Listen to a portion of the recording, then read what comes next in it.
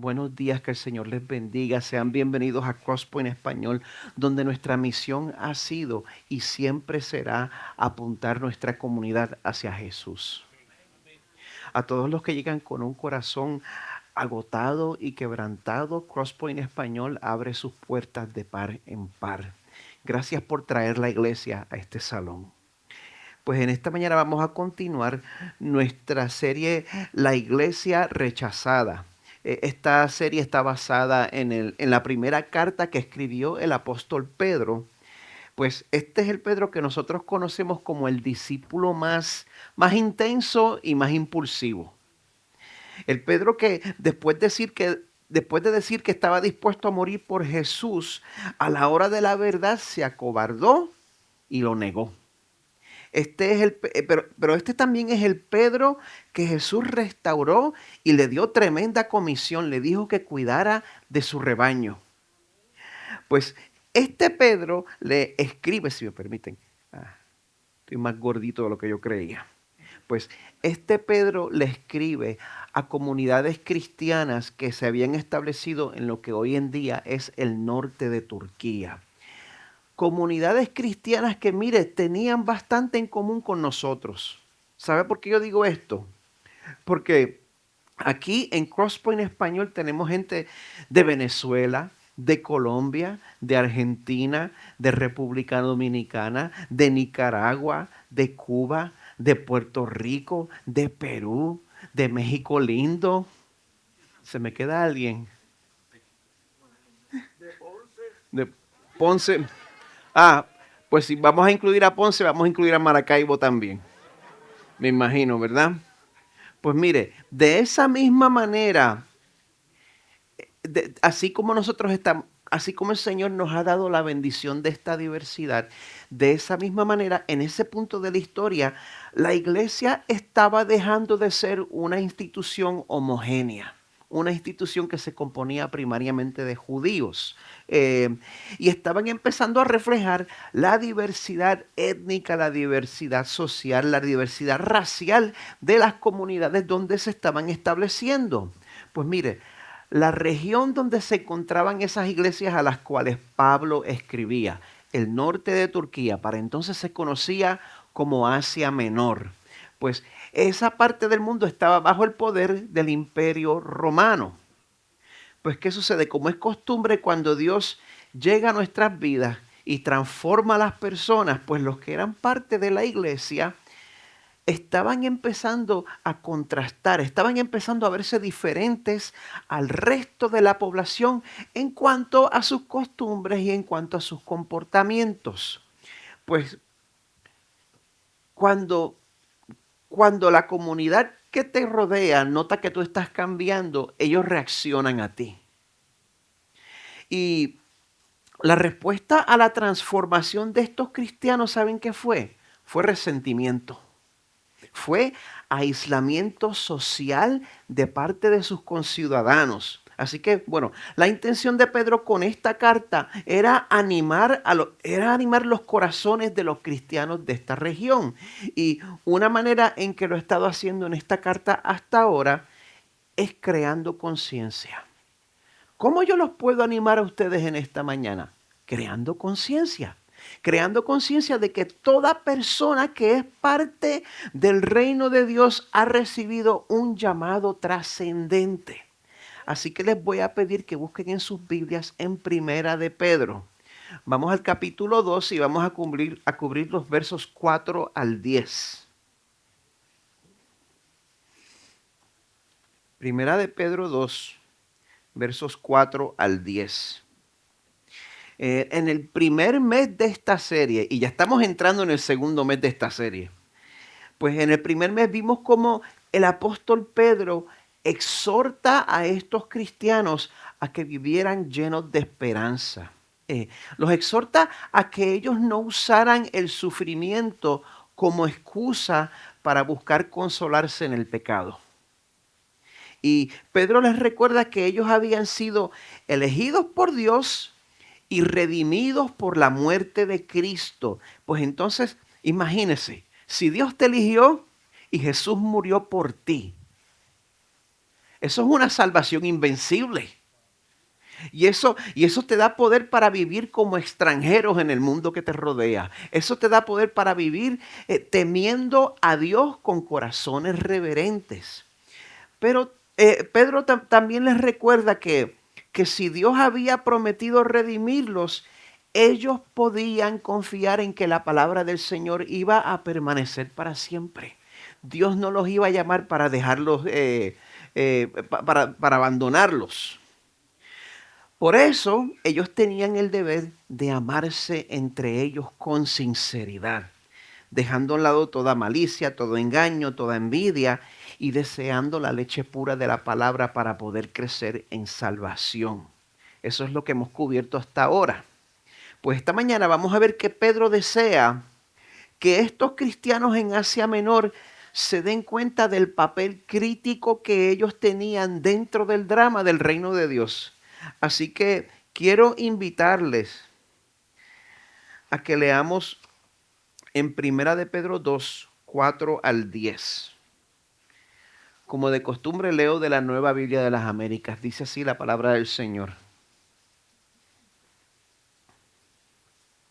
Y viniendo a él como a una piedra viva, desechada por los hombres, pero escogida y preciosa delante de Dios, también ustedes como piedras vivas sean edificados como casa espiritual para un sacerdocio santo, para ofrecer sacrificios espirituales aceptables a Dios por medio de Jesucristo.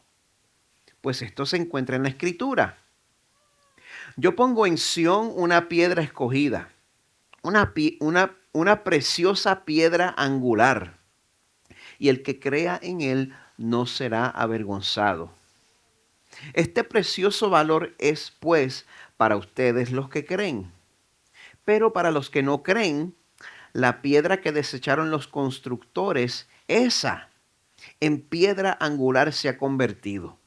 Piedra de tropiezo y roca de escándalo. Pues ellos tropiezan porque son desobedientes a la palabra y para ello estaban también destinados.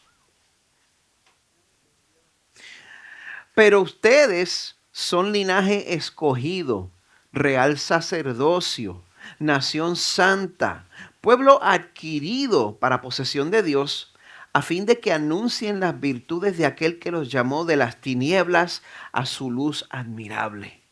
Ustedes en otro tiempo no eran pueblo, pero ahora son pueblo de Dios. No habían recibido misericordia, pero ahora han recibido misericordia. Palabra de Dios para nosotros. Padre eterno, en este momento, Señor, nosotros estamos delante de esta palabra que tú has dejado para nosotros. Señor, lo primero que queremos hacer es darte las gracias por revelarte a nosotros a través de esta palabra. Qué milagro tan grande, Señor. Qué bendición tan grande que tú no nos hayas dejado en la oscuridad. Te pedimos, Señor, que nos deje el corazón reverente que necesitamos para recibir esta palabra. Te pedimos, Señor, también que nos des mansedumbre para someternos a esta palabra. Y te pedimos, Señor, que nos des discernimiento para que podamos entender tu verdadera intención, Señor, para que nosotros no distorsionemos el mensaje de acuerdo a nuestros propios prejuicios. Señor, nosotros no podemos hacer eso, solo tu Santo Espíritu puede lograr eso en medio nuestro. Así que te pido, Señor, que tú envíes tu poder en abundancia para que podamos madurar y para que podamos honrarte con nuestras vidas. Pedimos todas estas cosas en el nombre de Jesús. Amén. Una de las habilidades más peligrosas que uno aprende en la iglesia es la habilidad de aparentar que todo está bien cuando ese no es el caso. Es una habilidad muy, muy, muy peligrosa.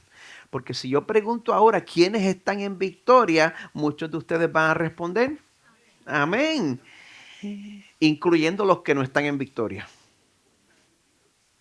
Pero no quieren que nadie se dé cuenta. Pero amada iglesia, somos seres humanos. Parte de la travesía del ser humano es pasar por altas y por bajas, ¿verdad? Pues a veces en nuestras vidas las cosas van a ser irredimiblemente difíciles. Por más que lo queramos mirar a través del lente más rosado posible, a veces las cosas se van a poner irredimiblemente difíciles. A veces se va a formar esa tormenta perfecta donde se van a combinar todos los factores sociales, psicológicos y existenciales. Y vamos a pensar. Vamos a tomar un inventario de nuestras aspiraciones y vamos a tomar un inventario de las cosas que hemos logrado. Vamos a comparar las dos. Vamos a sentir que nos quedamos cortos. Y nos vamos a hacer la pregunta, ¿ya? Pues eso es lo que hay. Ese es el propósito de mi vida. ¿Cuál es el propósito de mi vida? Yo me siento atrapado. Yo me pregunto si habrá alguna manera de yo redimir mis esfuerzos, de sentir una vez más que mi vida tiene sentido. Si tú te has sentido de esa manera, yo tengo buenas noticias para ti en esta mañana. Pero esas buenas noticias tienen una salvedad. Tu vida tiene mucho más significado siendo parte de la iglesia que estando aislado de la iglesia. Tú quieres que tu vida tenga significado. Tu vida tiene mucho más significado siendo parte de la iglesia que alejándote de la iglesia. Es importante que ustedes reciban y que ustedes entiendan ese mensaje porque muchas personas llegan a la iglesia con expectativas incorrectas, con expectativas de consumidor. Entonces, cuando las cosas no salen como esperan o cuando tienen un choque con alguien y encuentran que se hace necesario practicar el perdón, prefieren alejarse de la iglesia. Pues esto pasa porque muchas veces presentamos a Jesús como si fuera un agente de servicio al cliente.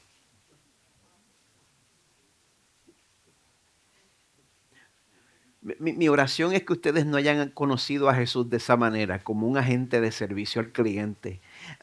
Amada iglesia, si nosotros pretendemos tener una relación con Dios, solo me estoy acordando de alguien. Me acuerdo de un cantante que a mí me gusta todavía, ese cantante todavía está vivo. Él, bueno, ese cantante era famoso en el mundo y como siempre pasa cuando los cantantes, cuando los artistas, cuando las celebridades pues se apagan y dejan de estar de moda, pues de momento siempre se convierten o encuentran al Señor. Pero ese cristianismo dura mientras están apagados y entonces cuando vuelven a pegar y hacen el comeback se desconvierten. Pues ese fue el caso con este cantante que sigue siendo buen cantante. Pero yo recuerdo que en una iglesia, en su canción, la canción que cantaba, él nos invitaba a conocer a Jesús porque supuestamente Cristo ofrece calidad de vida. Que esa es la razón para conocer a Jesús. Tremendo swing en la canción, yo la canto cuando estoy en el carro solo. Nadie se tiene que enterar.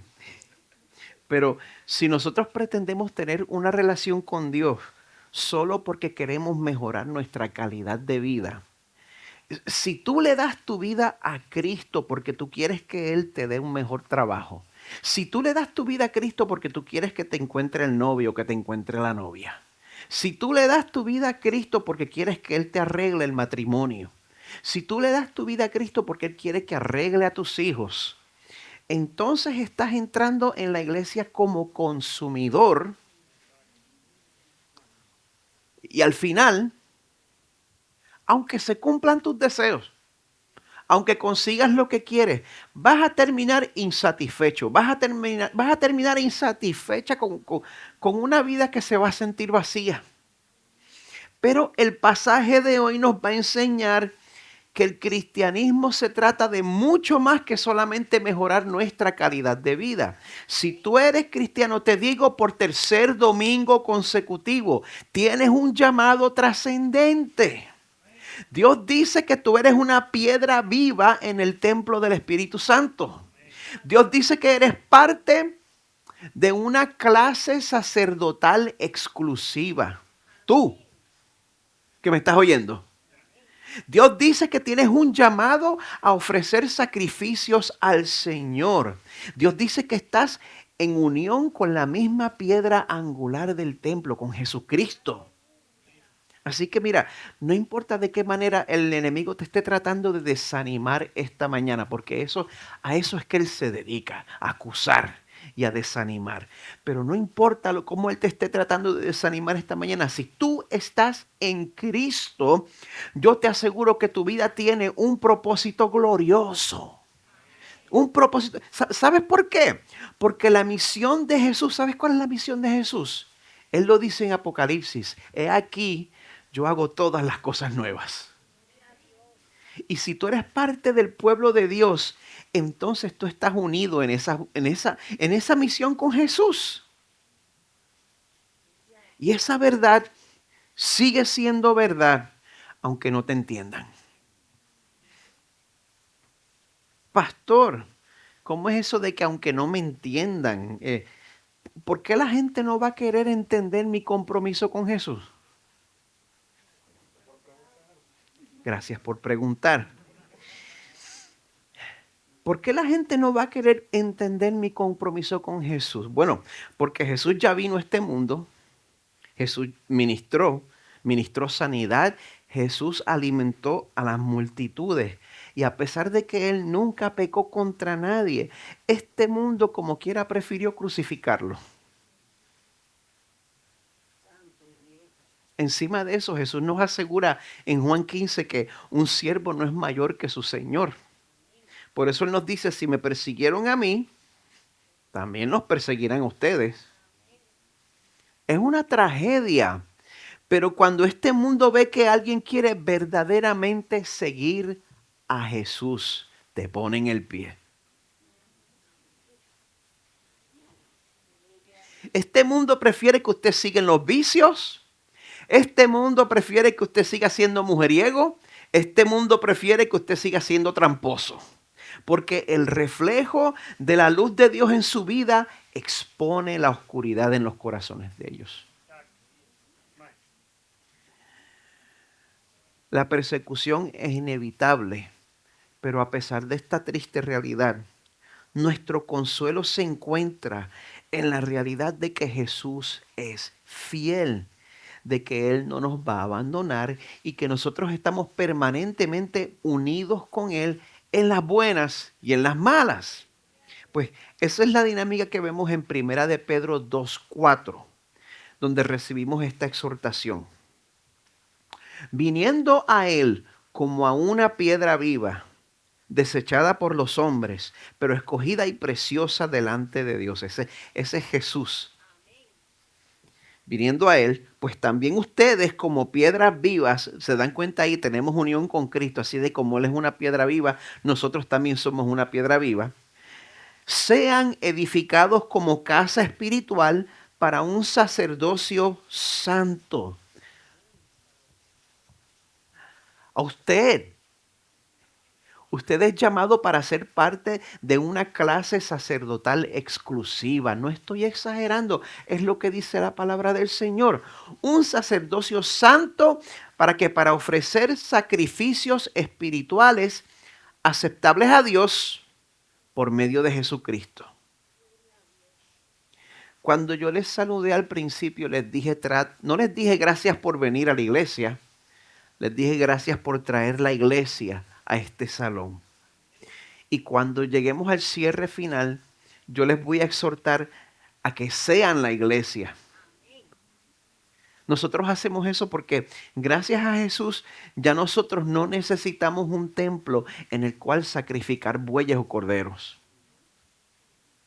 Les explico. Cuando Dios creó el mundo y creó a la raza humana, ¿dónde estaba el templo? No había necesidad de templo. El Señor vivía entre nosotros. Teníamos comunión directa con el Señor. Él moraba directamente con la humanidad. Pero una vez entra el pecado al mundo, cuando Adán y Eva quisieron hacerse iguales a Dios, eh, ellos tuvieron que ser echados fuera del jardín del Edén. No pudieron tener esa comunión íntima nunca. No la pudieron tener más. Y eso fue un acto de misericordia, que los echaran. Porque en este estado caído, ante la presencia de un Dios perfectamente santo, nosotros quedaríamos achicharrados. No estoy exagerando. Pero bueno, pero Dios, en vez de juzgar a toda la humanidad de manera definitiva, como tenía derecho de hacer, y como ya había hecho con los ángeles que se rebelaron, Dios establece que todavía podíamos tener un acceso limitado a Él a través de sacerdotes y sacrificios. Dios establece que solo una élite sacerdotal podía oficiar estos sacrificios de animales. Y entonces esos sacrificios de animales, yo quiero que usted se haga la imagen mental de usted llegar al templo o al tabernáculo y la estampa de sacrificios animales, los gritos, el fuego, el humo, el olor a carne quemada, el olor a sangre por todos lados. Se supone que todo eso le recuerde que para que nuestros pecados sean perdonados, se iba a necesitar la muerte de un inocente. Para eso es que eran los sacerdotes, perdón, los sacrificios. Pues es por esa razón que Jesús dijo en Juan 9, destruyan este templo y en 3 días lo levantaré. Pero él hablaba del templo de su cuerpo. O sea que la intención de Jesús desde siempre fue que esos sacrificios cesaran y él se volviera el punto de unión entre Dios y el hombre. Y ahí ya, no hay más nada. No hay más nada que hacer. Porque bajo el viejo pacto, el templo era donde estaba la presencia de Dios. El templo era donde ocurrían los sacrificios. Pero ahora en el nuevo pacto, el verbo se hizo carne y habitó entre nosotros. Ahora bajo el nuevo pacto, en Jesús se encuentran plenamente Dios y la humanidad. Ahora bajo el nuevo pacto, Jesús se convierte en el sacrificio perfecto y ya no hay necesidad de sacrificios de animales en el templo. Y a pesar de que a lo suyo vino y los suyos no le recibieron, Jesús es la piedra viva, la piedra angular, la piedra principal, el fundamento del fundamento, el lugar donde la humanidad se puede reconciliar con Dios. Pues mire, si venimos a Él, Él va a hacer que nosotros también seamos piedras vivas. Él va a hacer que nosotros seamos parte de ese templo. Mire, no sé si usted se acuerda de cuando usted se bautizó. Cuando nos bautizamos, nosotros afirmamos delante del mundo que estamos unidos a Cristo. Eso es lo que estamos haciendo. Esa unión significa que nosotros vamos a compartir sus sufrimientos. Esa unión significa que vamos a ser rechazados como Él lo fue. Pero esa unión también significa que tenemos un llamado exclusivo a laborar junto con Él. Un llamado a ejercer este sacerdocio santo, este oficio exclusivo. Isaías lo había profetizado, Isaías 61. Dice, ustedes serán llamados sacerdotes del Señor, ministros de nuestro Dios se les llamará. Ese es el llamado que usted tiene. Si te veo, ese llamado te cae a ti. Ese es tu llamado y ese llamado es un privilegio. ¿Y sabes por qué es un privilegio? Porque si tú perteneces a esta clase sacerdotal exclusiva, tú puedes hacer algo que la raza humana no puede hacer por naturaleza ahora mismo. Tú puedes ofrecer sacrificios espirituales aceptables a Dios por medio de Jesucristo. los que no están en Cristo no pueden hacer eso. No pueden. Si no estás en Cristo, lo que tú ofrezcas al Señor no le va a agradar, porque no es ofrecido a través de Jesús.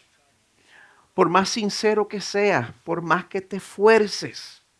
Mire, una consecuencia de nosotros haber nacido con esta naturaleza pecadora es que todos nuestros gestos religiosos están contaminados por nuestras intenciones corruptas. Por naturaleza nosotros corrompemos todos nuestros gestos religiosos. Fuera de Jesús, como dice en Isaías 64, todas nuestras obras justas son como trapo de inmundicia. Así es como Dios las ve fuera de Jesús. Ahora, si estamos en Cristo, pastor, ¿qué es estar en Cristo? Si estamos en Cristo, si nosotros reconocemos que Dios nos acepta cuando creemos que la muerte de Jesús en la cruz paga por nuestros pecados. O sea que para que Dios me acepte, lo que tengo que hacer es creer. ¡Sí! Y si usted cree eso, si usted cree que la muerte de Jesús en la cruz paga por sus pecados, si nosotros estamos en Cristo, ¿sabe qué hace Dios? Él perdona nuestros pecados y la vida perfecta de Jesús me la acredita a mí y se la acredita a usted. El resultado entonces es que todos nuestros esfuerzos imperfectos son perfeccionados por Jesús. Y ahora todo lo que hacemos en servicio a Dios, en vez de invalidarse por nuestro pecado, todo lo que hacemos en servicio a Dios ahora tiene un valor eterno y va a recibir recompensa. Fuera de Jesús, trapo de inmundicia. En Cristo tiene valor eterno y va a ser recompensado. Por esa razón, vale la pena servir en el ministerio de niños. Por esa razón, vale la pena llegar temprano, armar las mesas y preparar el café y preparar nuestra área de...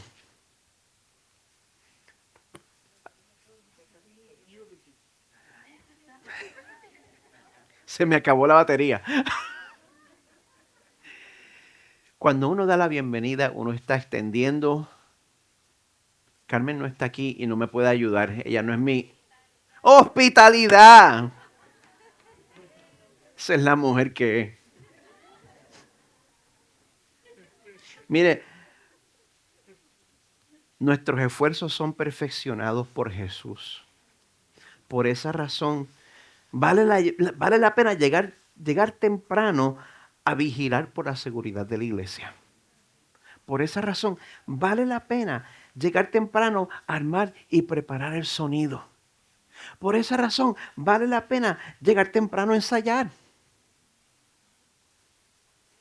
Como dice nuestra bendición pastoral, ya que Jesús perfecciona nuestros esfuerzos, nosotros podemos confiar en la promesa de 1 Corintios 15.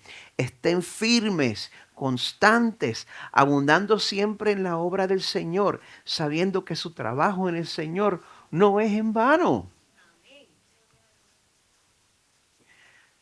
Pero necesitamos recordar que esa bendición no va a suceder si nos separamos de la iglesia. Eso no sucede en aislamiento.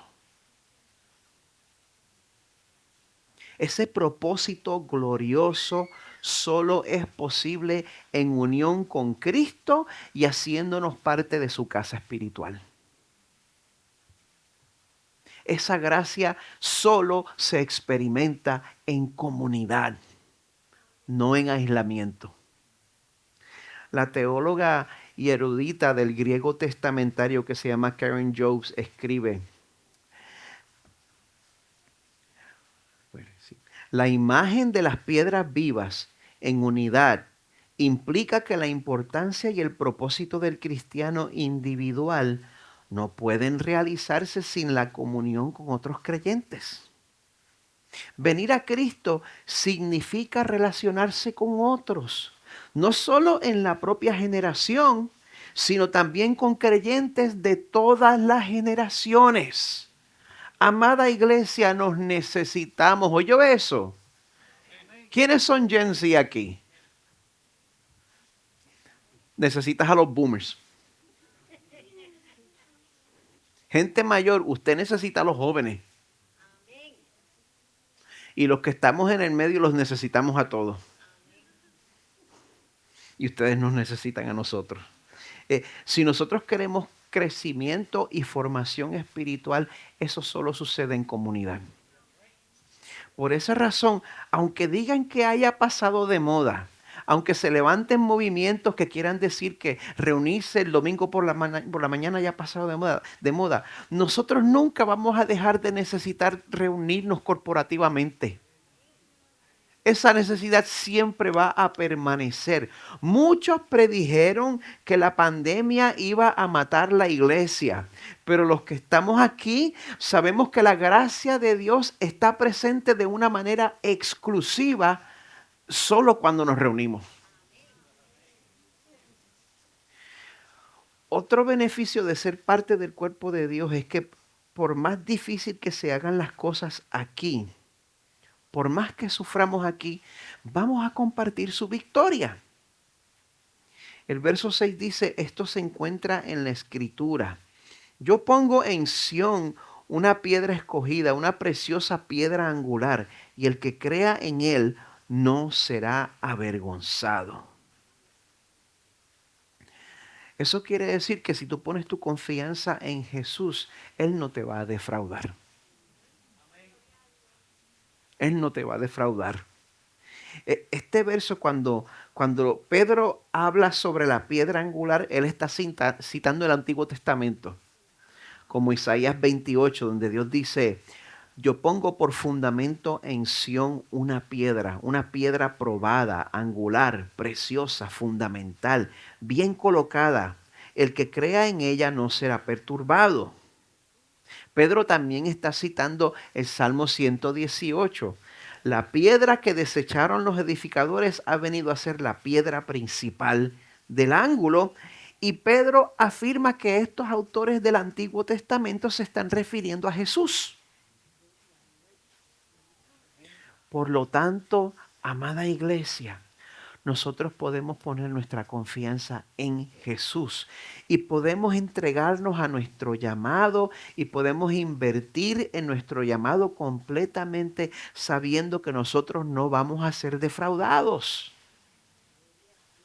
sabiendo que estamos unidos en misión con Jesús. Y esa verdad sigue siendo verdad aunque no te entiendan o aunque no te acepten. En los versos 7 y 8, Pedro hace algo que cae muy mal a nuestra sociedad de hoy en día. Pedro divide la humanidad en dos grupos. Porque cuando nosotros encontramos no al Jesús que nos inventamos en nuestra mente, sino al Jesús de la Biblia, nosotros vamos a caer en uno de dos grupos. O vemos a Jesús como alguien de valor infinito, o lo vamos a ver como alguien que insulta nuestro orgullo. Esas son las dos categorías del Jesús de la Biblia. O Él va a tener valor infinito, o lo vas a ver como alguien que insulta tu orgullo. Dice, comenzando en el verso 7, que si vemos a Jesús como nuestra piedra principal, este precioso valor es pues para ustedes los que creen. ¿Usted cree? Pues Jesús es precioso para usted. Pero para los que no creen, la piedra que desecharon los constructores, esa en piedra angular se ha convertido. Piedra de tropiezo y roca de escándalo. Al que no cree, Jesús es motivo de tropiezo y escándalo.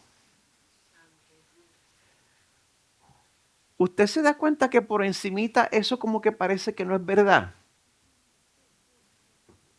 Yo conozco personas que no son creyentes, pero ellos dicen que no tienen nada en contra de Jesús.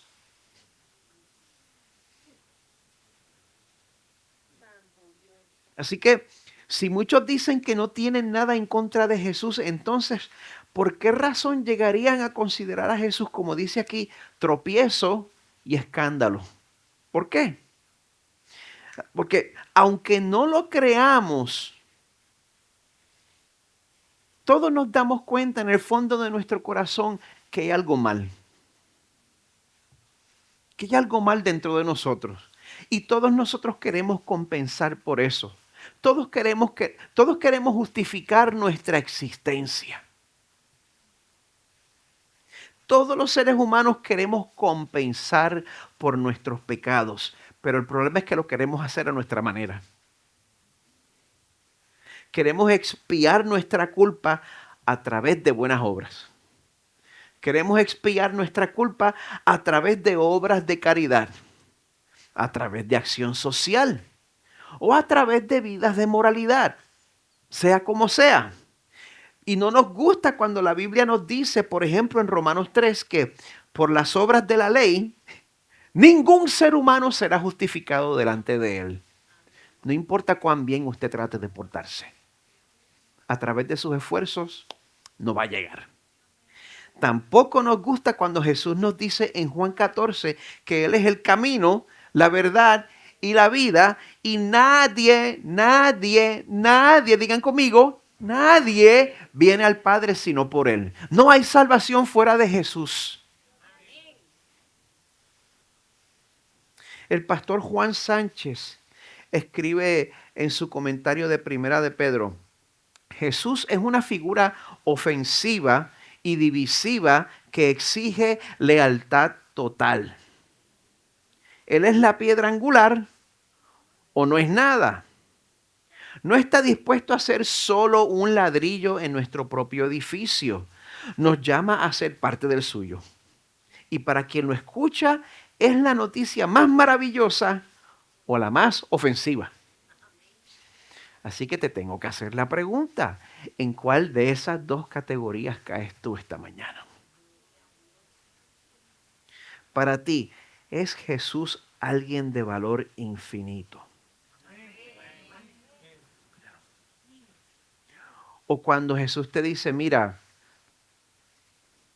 todas las cosas que tú estás tratando no dan el grado.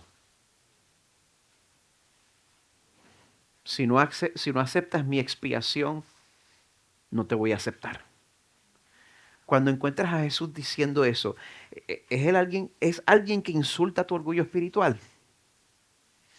La persona que llega al fin de su vida rechazando esta oferta de expiación completa que ofrece Jesús, esa persona, aunque no nos guste, aunque sea difícil de tragar, pues vemos la razón perturbadora por las cuales estas personas han endurecido sus corazones en el verso 8.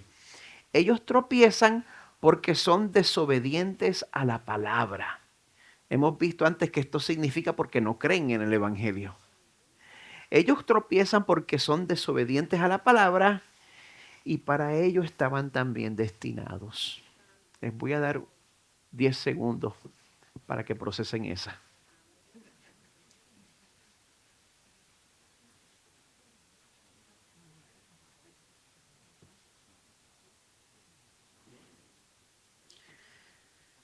Pastor, eso quiere decir que si alguien rechaza a Jesús hasta el final, eso también cae bajo la soberanía de Dios.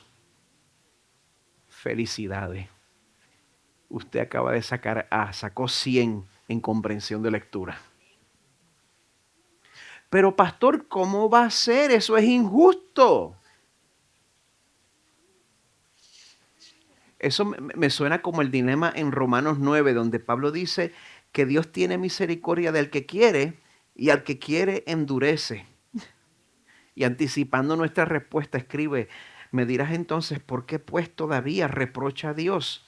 Porque ¿quién resiste a su voluntad? Al contrario, ¿quién eres tú, oh hombre, que le contestas a Dios? ¿Dirá acaso el objeto modelado al que lo modela, ¿por qué me hiciste así? ¿O no tiene el alfarero derecho sobre el barro de hacer de la misma masa un vaso para uso honorable y otro para uso ordinario. Si pudiera adorar la píldora, lo haría. Pero mire, si Dios en verdad es santo y perfecto, no nos debe sorprender que Él rechace a algunos, porque eso es lo que usted merece, porque eso es lo que todos merecemos. Lo que sí nos debe sorprender es que entre esta pila de réprobos, Dios se complazca en escoger tan siquiera a una persona.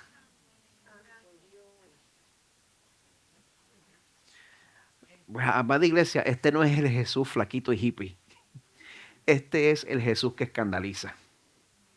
Y si tú te identificas con este Jesús, a pesar de que Él sea de escándalo para el mundo que te rodea, tu vida tiene propósito. Porque estás unido en misión con Jesús. Y eso sigue siendo verdad, aunque no te entiendan, aunque no te acepten o aunque no te perdonen. No todos tenemos los mismos antecedentes. Hay algunos que el antecedente es una página y hay otros que es un folder entero, así de gordito. Puede que la sociedad nunca olvide las cosas malas que tú hiciste en el pasado. Pero si tú has creído en Jesús, eso quiere decir que no importa lo que haya pasado antes, Él te escogió para estar en una posición privilegiada e importante. Según el verso 9, miren lo que es el pueblo de Dios. ¿Quién está en Cristo aquí? Muy bien. Pues mire, dice aquí que usted es linaje escogido.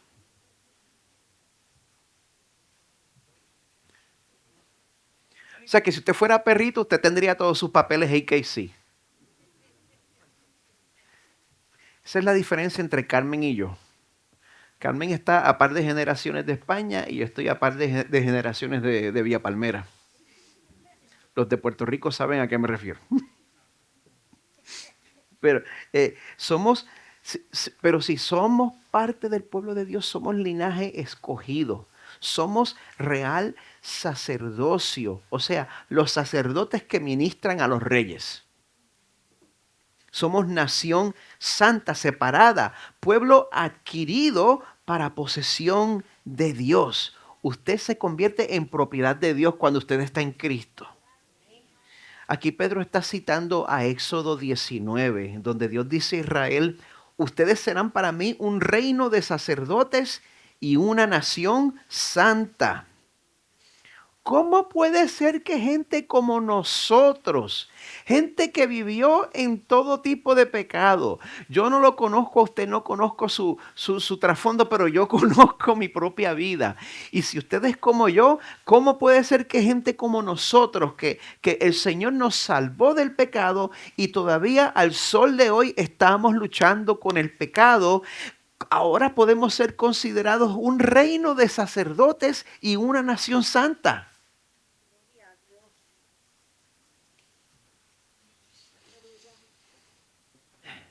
¿Cómo es eso posible?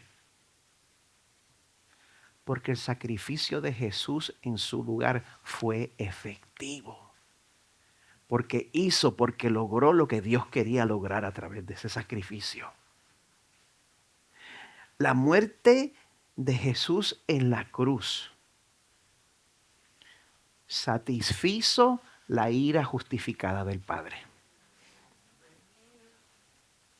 Y cuando nosotros confiamos en lo que Jesús hizo en nuestro lugar, aunque el mundo se acuerde de todas las cosas malas que hicimos, y eso no quiere decir que usted no pague consecuencias por los errores del pasado, eso nadie se lo despinta.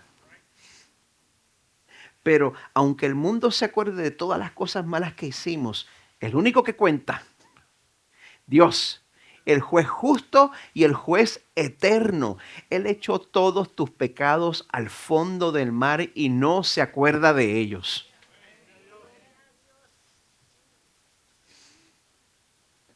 Y ahora nosotros tenemos un propósito glorioso. Ese propósito, como dice el resto del verso 9, es anunciar las virtudes de aquel que nos llamó de las tinieblas a su luz admirable. Nosotros solo vamos a obedecer este llamado si nos damos cuenta de que eso no es lo que merecemos. Que el Señor nos llame a eso. No lo merecemos. Nosotros merecemos ser del otro grupo. Merecemos ser destinados a no obedecer la palabra.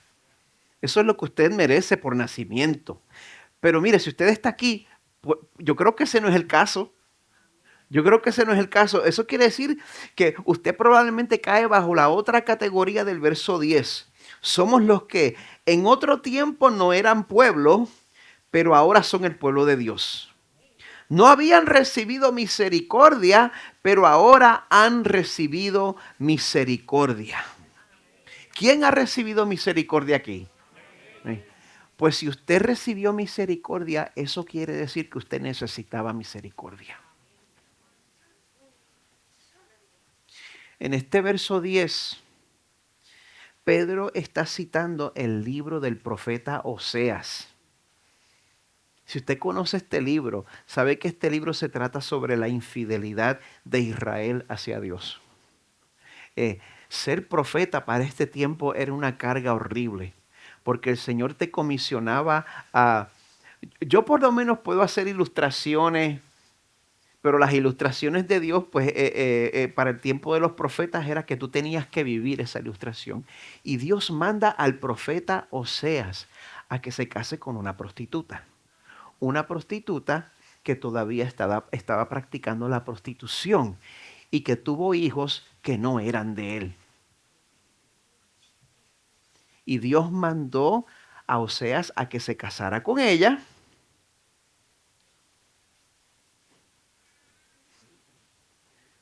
Y a que se encargara de los niños que no eran de él. ¿Por qué? Porque así es como se siente cuando mi pueblo es idólatra. Así es como se siente cuando mi pueblo me traiciona. Dios, que lo tiene todo, cuando su pueblo le es infiel, le partimos el corazón. Dios compara nuestra idolatría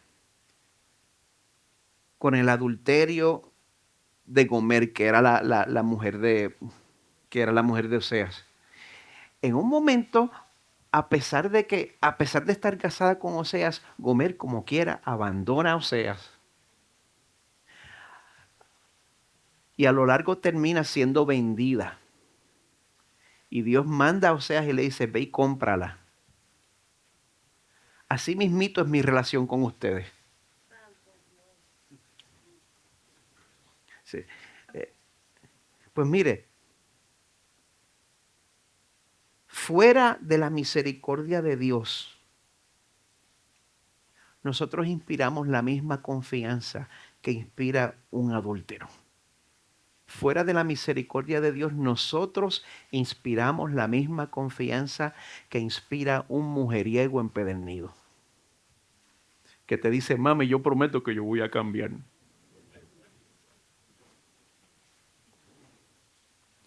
El pastor Edmund Clowney escribe en su comentario de Primera de Pedro, Israel es un pueblo elegido, pero eso no quiere decir que ellos sean un pueblo de primera. Esa es la diferencia. Muchas veces nosotros creemos que el Señor nos escoge porque somos especiales. La selección del Señor no tuvo nada que ver conmigo. Israel es un pueblo elegido, pero no un pueblo de primera. Los elegidos de Dios no tienen motivo para enorgullecerse. Al contrario, Dios no elige a los sabios, poderosos ni nobles, sino a los necios, débiles y despreciados. Nadie puede jactarse ante Él. ¿Quién quiere ser pueblo del Señor? Bueno, bienvenido a los necios, débiles y despreciados. Pero mire, es precisamente en medio de nuestro pecado que el Señor nos ha rescatado. Así que si tú crees que las cosas que tú has hecho en tu pasado te descalifican para ser hijo o hija de Dios, pues bienvenido al club. Pero quiero cerrar diciéndote que no importa tu pasado, no importa cómo el enemigo te esté tratando de desanimar esta mañana, diciéndote que ya te alejaste demasiado, que no hay manera de que tu vida pueda ser redimida. No importa cómo el enemigo esté tratando de acusarte y desanimarte, aunque no te entiendan, aunque no te acepten, aunque no te perdonen, si estás en Cristo, tu vida tiene un propósito glorioso. Pero recuerda, tu vida tiene mucho más significado siendo parte de la iglesia que estando aislado de la iglesia.